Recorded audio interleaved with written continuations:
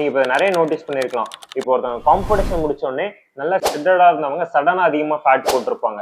So அது ஏன்றதை எப்போதை யோசிச்சிருக்கீங்களா? So இந்த வீடியோவில் அது ஏன் நடக்குதுன்றத பார்ப்போம். அண்ட் அது மட்டும் இல்லாமல் அதெல்லாம் வச்சு இப்போ நீங்கள் நார்மலாக ஒரு ஃபிட்னஸ்ல இருக்கீங்க அப்படின்னா உங்க ப்ராசஸை எப்படி எப்படிலாம் இம்ப்ரூவ் பண்ணலான்றத பார்ப்போம். ஒன்ஸ் நீங்க இப்போ ஃபியூச்சர்ல காம்படிஷன் பண்ண போறீங்க அப்படின்னா நீங்க ஒரு நல்ல ஸ்ட்ரெட்டடான பிசிக் அச்சீவ் பண்ணிட்டு இது மாதிரி சடனா வெயிட் போடாம எப்படி மெயின்டைன் பண்ணலான்றதையும் சொல்றேன். ஸோ இந்த வீடியோ ரொம்ப இன்ட்ரெஸ்டிங்கா இருக்கும்னு நினைக்கிறேன். ஸோ பார்ப்போம். இப்போ இந்த வீடியோ நான் சொல்ல போறது வந்து நார்மலா ஒரு கான்டெஸ்ட் ப்ரெப் முடிச்சு அவங்க ஃபேட் ஆனது மட்டும் இல்ல, இப்போ நார்மலான பர்சனா இருக்கட்டும் இல்ல ஒரு செடென்டரி லைஃப் ஸ்டைல் லீட் பண்றவங்களா இருக்கட்டும், ஸோ ஒரு சடனான வெயிட் கெயின் பண்ணிருப்பாங்க, ஃபேட் அதிகமா போட்டிருப்பாங்க. ஸோ அதை பத்தியுமே இந்த வீடியோ நிறைய தெரிஞ்சுக்கலாம். அண்ட் அதையுமே உங்களால அவாய்ட் பண்ண முடியும். இப்போ மெயினா ஒருத்தவங்க நல்ல ஸ்டெடரான பிசிக் அளவுக்கு போறாங்க அப்படின்னா அவங்களோட டிசிப்ளின் எந்த அளவுக்கு இருக்குன்றது நமக்கு தெரியும். ஸோ ரீசன் என்னதான் டிசிப்ளின் இல்லாம சாப்பிட்டதா இருக்கட்டும் இல்ல கிரேவிங் கண்ட்ரோல் பண்ண முடியாம இருக்கிறதா இருக்கட்டும், அதுல ரொம்பவே மைனரான பார்ட் தான். இதோட ஒரு பெரிய மேஜரான பார்ட் என்னன்னா இந்த ஹார்மோனல் இம்பேலன்ஸ் தான். ஸோ நான் இப்போ ஒரு சில ஹார்மோன்ஸை சொல்றேன், அது உங்க ப்ராசஸ் எப்படி அஃபெக்ட் பண்ணுது, அதோட ஃபங்க்ஷன் என்னன்றதையும் நான் சொல்றேன்.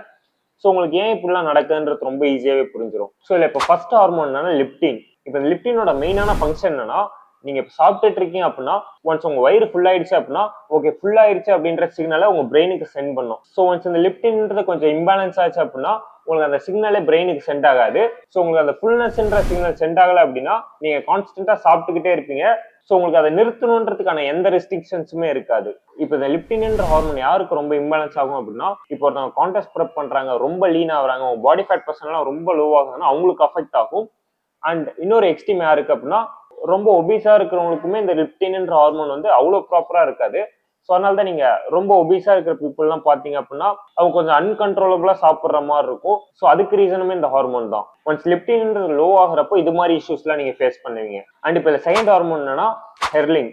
இப்போ இந்த ஹெர்லினோட மெயினான ஃபங்க்ஷன் என்னன்னா உங்க ஆப்படைட்டை இன்க்ரீஸ் பண்றது. ஒன்ஸ் நீங்க இப்போ நார்மலா இருக்கிறப்போ உங்க ஹங்கர் சிக்னல்ன்றது உங்களுக்கு எப்பயாவது பசிக்கிறப்ப இல்ல ஒரு டேல ஒரு 3 to 4 டைம்ஸ் வரும். பட் அதுவே இப்போ இது இம்பேலன்ஸ் ஆயிடுச்சு அப்படின்னா உங்களுக்கு கான்ஸ்டன்டான ஹங்கர் சிக்னல் வந்துகிட்டே இருக்கும். ஸோ உங்களுக்கு நார்மலா கிரேவிங்கை விட இந்த ஹங்கர்ன்றது அதிகமா இருக்கும். ஸோ நீங்க கான்ஸ்டன்டா சாப்பிட்டுக்கிட்டே இருக்கிற மாதிரி இருக்கும். நீங்க இப்போ ரொம்ப நாளா சாப்பிடாம இருக்கீங்க இல்ல கான்ஸ்டன்டா ஒரு டயட்ல இருக்கீங்க அப்படின்னா இந்த ஹெர்லின்ன்றது இன்க்ரீஸ் ஆச்சு அப்படின்னா உங்களுக்கு ஃப்ரீக்வெண்டா ஹங்கர் சிக்னலுமே போயிட்டு இருக்கும். ஸோ இப்போ தேர்ட் ஹார்மோன் என்ன கார்டிசால். இது நிறைய பேருக்கு தெரிஞ்சிடும் கார்டிசால்ன்றது ஒரு ஸ்ட்ரெஸ் ஹார்மோன் அப்படின்னு. இது நார்மலா காம்படிஷன் பண்றவங்களுக்கு மட்டும் இல்ல, இப்போ ஒரு ஸ்ட்ரெஸ்ஃபுல்லான ஒரு ஒர்க்ல இருக்கிறவங்களுக்கா இருக்கட்டும், அவங்க ரொட்டீன் கொஞ்சம் ப்ராப்பரா இல்லாதவங்களுக்கா இருக்கட்டும், எல்லாருக்குமே கார்டிசால்ன்றது ஹையா இருக்கும். இப்போ இந்த கார்டிசால்ன்றது நம்ம ரொம்பவே இம்பார்ட்டன்டா பார்க்க வேண்டிய விஷயம்.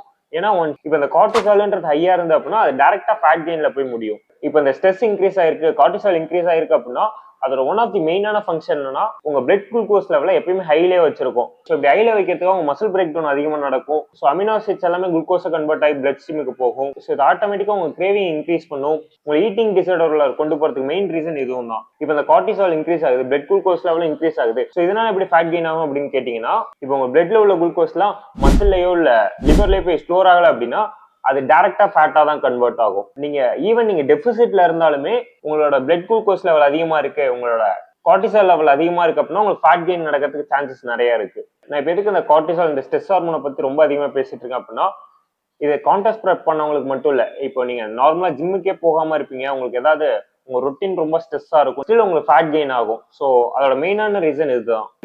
இப்போ இதுல இன்னும் சில ஹார்மோன்ஸ்லாம் இருக்கு, அதெல்லாம் அதிகமா சொல்லாம அதோட ஃபங்க்ஷன்ஸ் என்ன, அது எப்படி உங்க ப்ராசஸ் அஃபெக்ட் பண்ணுன்றதை மட்டும் சொல்றேன். அண்ட் இப்போ நெக்ஸ்ட் என்னன்னா தைராய்டு T3 இது இம்பேலன்ஸ் ஆகுறது. ஸோ டைரக்டா உங்க மெட்டபாலிசம் அஃபெக்ட் பண்ணும். ஒன்ஸ் உங்க மெட்டபாலிசம் அஃபெக்ட் ஆயிடுச்சு அப்படின்னா உங்க பாடி பண்ற டே டு டே ஆக்டிவிட்டியோட கெலோரிஸே ரொம்ப கம்மியா தான் பர்ன் ஆகும். ஃபார் எக்ஸாம்பிள் இப்போ நீங்க நார்மலா ஒரு 2000 கெலோரிஸ் ஒரு நாளைக்கு பர்ன் பண்ணிட்டு இருக்கீங்க அப்படின்னா இது இம்பேலன்ஸ் ஆயிடுச்சு அப்படின்னா ஒரு நாளைக்கு ஒரு 1500 கெலோரிஸ். ஸோ இது மாதிரி தான் பர்ன் பண்ற மாதிரி இருக்கும். ஒன்ஸ் நீங்க கம்மியா சாப்பிட்றப்பயுமே உங்களுக்கு ஃபேட் கெயின் ஆகும். அண்ட் இப்போ இதில் ஃபைனலா என்னன்னா டோபமைன். அண்ட் இதை நான் கான்டெஸ்ட் பண்ணவங்களுக்காக மட்டும் நான் சொல்றேன். இப்போ ஒன்ஸ் நீங்க ரொம்ப நாளா ஒரு நல்ல ஃபுட்ஸ் எதுவும் சாப்பிடல, ரொம்ப நல்லா டேஸ்டா சாப்பிடல, இந்த சுகர்லாம் சாப்பிடல அப்படின்னா ஒன்ஸ் இப்போ நீங்க நார்மலா சுகர் சாப்பிட்டீங்க அப்படின்னா உங்க டோபமைன் நல்லா ஸ்பைக் ஆகும். ஸோ ஒன்ஸ் நீங்க அந்த ஸ்பைக்கு அடிக்ட் ஆயிட்டீங்க, ஃபர்ஸ்ட் டைம் சாப்பிட்றப்போ ஓகே அந்த ஸ்பைக் நல்லா இருக்கு, அவங்களுக்கு ஒரு நல்ல ஹிட் கிடைக்கும். ஸோ நீங்க செகண்ட் டைம் சாப்பிட்றப்ப அதே மாதிரி ஹிட் கிடைக்கும். ஒன்ஸ் நீங்க அந்த கிரேவிங்கா இருக்கட்டும் இல்லை ஆப்படைட்டா இருக்கட்டும் இதெல்லாம் மறந்து எனக்கு இந்த டோபமைன் ஹிட் நல்லா இருக்கு, அந்த பிளஷர் நல்லா இருக்குன்றதுக்காக அதை சேஸ் பண்றதுக்காக நீங்க நல்ல சுகர் சாப்பிட்ற மாதிரி இருக்கும். ஒன்ஸ் நீங்க சர்டன் ஃபுட்ஸ் எல்லாம் சாப்பிட்டு அந்த ஹிட்டை எக்ஸ்பீரியன்ஸ் பண்ணிட்டீங்க அப்படின்னா நீங்க இன்னும் சுகர் அதிகமா இருக்கிற ஃபுட்ஸுக்கு போவீங்க. ஸோ இன்னுமே நல்ல ஹைக் கிடைக்கணுன்றதுக்காக நீங்க ஃபுட்ஸ் எல்லாம் சாப்பிட்ற மாதிரி இருக்கும். அண்ட் இப்போ அது மட்டும் இல்லாமல் உங்களுக்கு டோபமைன் ஹை ஆகுது, நல்லா ஸ்பைக் ஆகுது அப்படின்னா உங்களுக்கு நார்மலா ஒரு ஸ்ட்ரெஸ் ரிலீவ் ஆன மாதிரி ஃபீல் கிடைக்கும். ஒன்ஸ் நீங்க கான்டெஸ்ட் ப்ரெப்ல நல்ல ஸ்ட்ரெஸ் எல்லாம் ஃபீல் பண்ணதுக்கு அப்புறம் இது மாதிரி ஒரு டோபமைன் ஹிட் கிடைக்கிறப்ப இன்னுமே நல்லா இருக்கும். ஸோ மேக்ஸிமம் அதை சேஸ் பண்றதுக்காக நீங்க சாப்பிட்ற மாதிரி இருக்கும். ஸோ இப்போ இதெல்லாம் தான் மெயினான ரீசன் உங்களுக்கு இது மாதிரி இஷ்யூஸ் நடக்கிறதுக்கு. ஃபர்ஸ்ட் நான் காம்படிஷன் பண்றவங்க இதுல இருந்து எப்படி ரிகவர் ஆகலான்றத சொல்றேன். ஃபர்ஸ்ட் ஆஃப் ஆல் இதெல்லாம் பத்தி உங்களுக்கு தெரிஞ்சிருக்கும். ஒன்ஸ் எனக்கு இதெல்லாம் நடக்க போகுது, நான் இது மாதிரி தான் ஃபீல் பண்ண போறேன், என்னோட ஸ்ட்ரெஸ் அதிகமாகும், என்னோட ஆப்படைட் அதிகமாகும், நான் பசிக்காம இருந்தாலும் என்னோட கிரேவிங் இன்க்ரீஸ் ஆகும். ஸோ இதெல்லாம் நீங்க அக்னாலேஜ் பண்ற மாதிரி இருக்கும். ஸோ ஒன்ஸ் இதெல்லாம் உங்களுக்கு தெரிஞ்சிருச்சு அப்படின்னா நீங்க ஈஸியாவே அதை அவாய்ட் பண்ணிடலாம். அண்ட் இது நீங்க மென்டலா அவாய்ட் பண்றது மட்டும் இல்ல, பிசியாலஜிக்கலா எப்படி அவாய்ட் பண்ணலாம் அப்படின்னா ஒரு certain percent of body fat மட்டும் நீங்க கெயின் பண்ற மாதிரி இருக்கும். மேபி அது ஒரு டபுள் டிஜிட்டா இருக்கும். ஸோ உங்க பாடிக்கு எந்த அளவுக்கு வந்தா கம்ஃபர்டபுளா இருக்குன்ற ஒரு ரேஞ்ச் இருக்கு. ஸோ அதை நீங்க எக்ஸ்பெரிமெண்ட் பண்ணி பாக்குற மாதிரி இருக்கும். அண்ட் அந்த பாடி ஃபேட் பர்சன்ட் வரதுக்குமே நீங்க ஒரு நார்மலான ரிகவரி டயட் ஃபாலோ பண்ணலாம். 1 or 2 சீட் மீல் மட்டும் எடுத்துட்டு அதை அப்படியே கண்ட்ரோல் பண்ணிட்டு நீங்க நார்மலான டயட் வந்துட்டு அதுல உங்க ஃபுட்ஸை இம்ப்ரூவ் பண்ணிட்டு ஸோ ஒரு சர்டன் பாடி ஃபேட் பர்சன்ட் வந்துட்டீங்க அப்படின்னா ஆட்டோமேட்டிக்கா உங்க பாடி வந்து ரிகவர் ஆக ஆரம்பிக்கும். அந்த ஹார்மோனல் இம்பேலன்ஸ்லாம் ரிகவர் ஆகும். ஒன்ஸ் நீங்க அந்த பாடி ஃபேட் அதிகமா கெயின் பண்ணிட்டு இருக்கீங்க, இந்த ரிகவரிக்கு அதிகமா டைம் கொடுக்கல, இந்த ஹார்மோனல் ரிகவரிக்குலாம் டைம் கொடுக்கல, நிறைய பாடி ஃபேட் எல்லாம் கெயின் பண்ணிட்டு போயிட்டே இருக்கீங்க அப்படின்னா ஒரு சர்டன் டைம்ல அந்த ஹார்மோன்ன்றது ரிகவர் ஆயிரும்.